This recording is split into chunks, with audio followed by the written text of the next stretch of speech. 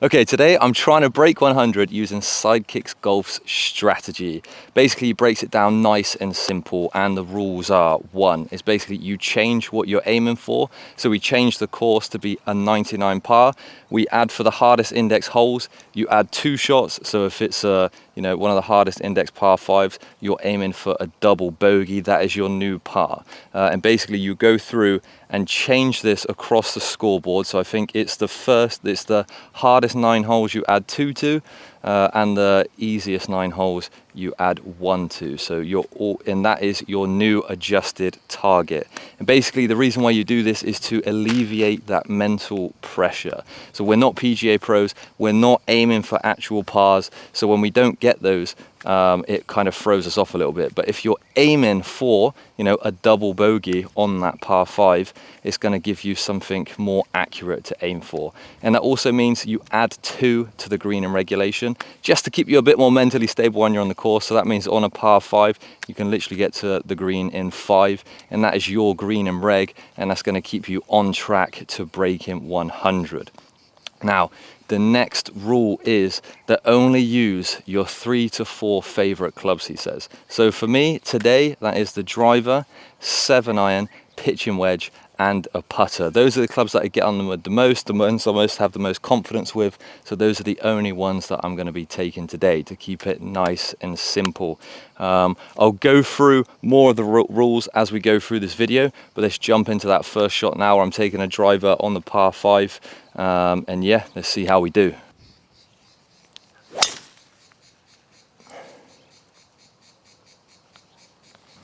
All right, it's come out a little bit to the left. I've pumped it into that bunker, but it's a safe shot. I avoided the agua and the out of bounds to the right. We're in the bunker, but as Sidekick Golf says, we're not PGA professionals, so we shouldn't be expecting it to go in the fairway every single time. Now, all I'm going to do here is another rule, is basically play into your shots. Now, at the moment, some of my shots are just flying out to the right, and there's out of bounds over there. So I'm going to aim a bit to the left, and it still probably might come out to the right.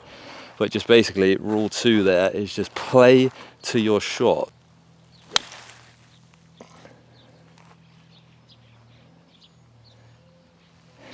There we go.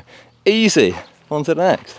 All right, so taking my 7-iron because, like he said, it's a very trusted club of mine. So, let's see if my trust is in good faith here. But the next thing as well is he says to always avoid hazards. Like if you don't think you can basically 100% get over something, then don't go for it. Again, here, there's bunkers to the right there. And like I said before, like my shots have been coming out to the right. So I'm just going to overcompensate and go to the left-hand side just to make sure I'm not taking like unnecessary shots. So yeah, avoid hazards, hitting to the left. Okay. Oh my God. That came out so nice. I'm glad I trusted this bad boy. 7-iron, yes, let's go. I'm about to take my 4th shot on, which means that our actual targeted score, I'm 1 below. So if Sidekick says we get, basically on this par 5 to be green and reg, I'm about to be 1 more than green and reg for us. So maybe that's helping with my mentality, because usually I don't hit shots that good, but because I've taken all the pressure off myself, maybe that's why I've been hitting shots this good. But yeah, let's go. Let's just punt it on the green.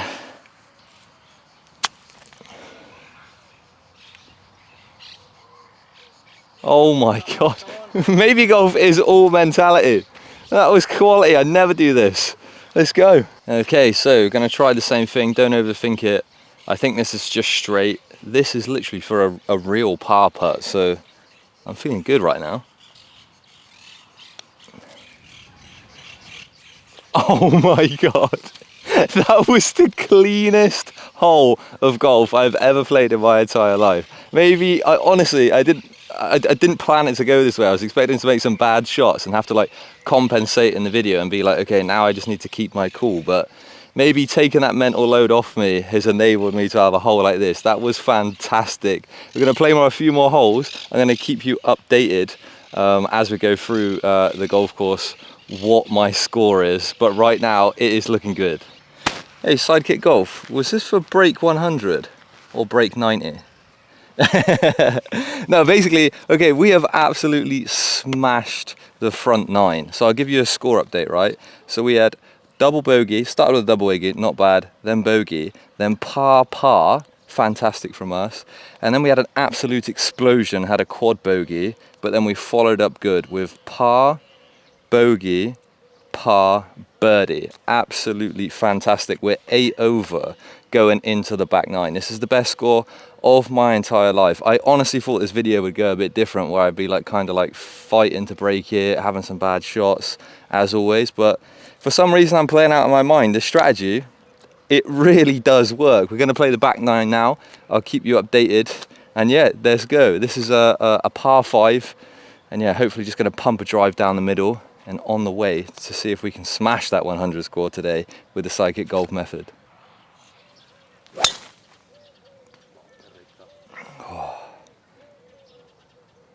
Okay, again, doing a strategy, playing to the shots I have. I was really aiming down the left there, but my shots for this last couple of weeks are coming out to the right, so it just came out to the right of the fairway. So playing with what I got, let's go. That's a good start to the back nine. Okay, so we've still got more than 220 yards into the green, but the thing is, am I able to guarantee that I can stripe a 5-wood? No. Am I able to guarantee, or almost guarantee, that I can kind of hit a 7-wood at least up into the fairway and not lose the ball? Yes, so that's the strategy again. 7-iron, the club I trust, going up into the fairway closer to the hole. Oh, that was a bit chunky, that, which cut a bit of the distance of it, but I'm very happy with that shot. Okay, so obviously we didn't get really close to the green as if I would have done if I took a 5-wood, which I would have done if I was playing normally, and probably would have went into the trees somewhere. So it's a safe shot, but now I've got a kind of safe shot in. I might end up in that bunker, but that's all right. And just taking that pitching wedge now, it's about 110 yards in. So hopefully this method's going to pay off.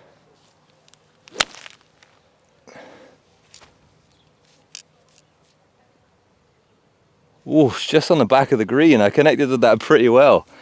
Okay, that's really nice. Basically a green and reg. I'm well happy with how this is going today. So happy. I don't know, like, I think the safest option for me here, there's not much of this rough left, and it's pretty clean rough. I might just putt it, not to destroy my chance of getting a par here. So, in the spirit of the round, I'm going to putt it. I'm going to play it safe. I'm going to putt. Oh, see, I gave it a bit too much, but I could have thinned that into the bunker, so safe shot. Right, and now for the par putt. Oh, I've missed it. Oh my God, no. Oh no.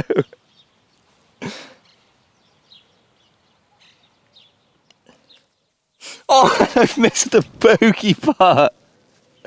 Oh my God. All right, this is why we're high handicappers. Jeez. All right. Double bogey. Maybe we're still on to break 100. Okay, so we've actually been kicked off the back nine because the course is closing. But on those holes, I got, as you've seen, double and then bogey. So I was definitely on to break 100. This method is insane. I was on for the score of my life. If you want to see me hit the score of my life, probably it's in the next video. So hit subscribe, like, comment if I'm missing anything. If you think there's any other tactics I can apply as well to get even better scores being a high handicapper.